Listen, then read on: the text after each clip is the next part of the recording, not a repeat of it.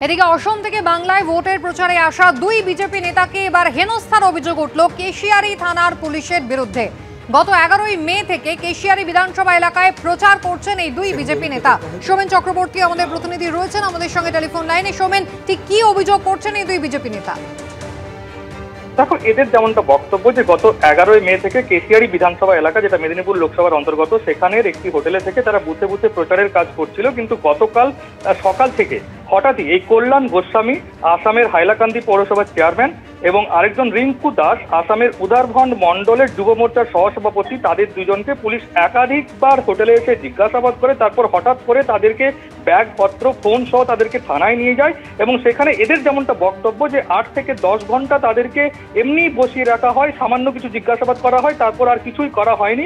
এবং সন্ধ্যে নাগাদ জানতে পেরে যখন বিজেপির জেলা নেতৃত্ব সেখানে পৌঁছায়, বিশেষ করে এই দুজনের যেমনটা বক্তব্য যে তাদেরকে কিছুই জানানো হয়নি কেন তাদেরকে তুলে নিয়ে আসা হয়েছে। কিন্তু বিজেপির জেলা নেতৃত্বের যেমনটা বক্তব্য, তারা তারপর থানায় গিয়ে জানতে পারেন যে ওই দুজনকে 290 ধারায় মামলা করার চেষ্টা চলছিল বলে অভিযোগ। 290 ধারা অর্থাৎ পাবলিক নয়সেন্স, অর্থাৎ এলাকায় প্রতারণামূলক কাজকর্ম, এলাকায় প্ররোচনামূলক কাজকর্ম করার অভিযোগে তাদেরকে গ্রেপ্তার করার বা তাদের উপর মামলা করার চেষ্টা চলছিল। কিন্তু বিজেপি নেতৃত্বের যেমনটা বক্তব্য যে তারা সেখানে চাপ সৃষ্টি করে যে কার অভিযোগ রয়েছে, কারো অভিযোগ ছাড়া এই ধরনের মামলা দায়ের করা যায় না। এই ধরনের চাপ সৃষ্টির পর ওখানকার স্থানীয় যে সমস্ত নেতৃত্ব রয়েছে তাদের নিজস্ব বন্ডে এই দুজনকে ছেড়ে দেওয়া হয় এবং এই দুজন আজকে কলকাতায় প্রচার করবেন এমনটাই জানিয়েছেন। এবং এই দুজনের যেমনটা বক্তব্য, বিশেষ করে কল্যাণ গোস্বামী যিনি হাইলাকান্দি পৌরসভার চেয়ারম্যান এবং রিঙ্কু দাস, তাদেরই যেমনটা বক্তব্য যে তারা ভিন রাজ্যে কিন্তু প্রচারের কাজ করেছেন।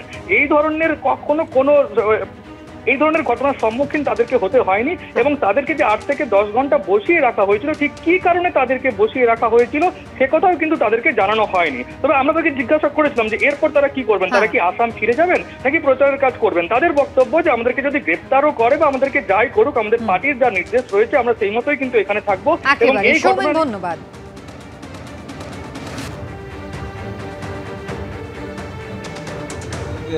কিসের জন্য অ্যারেস্ট করছেন ওনারা বললেন যে উপরের নির্দেশ, এই কথা আমাদেরকে বললেন।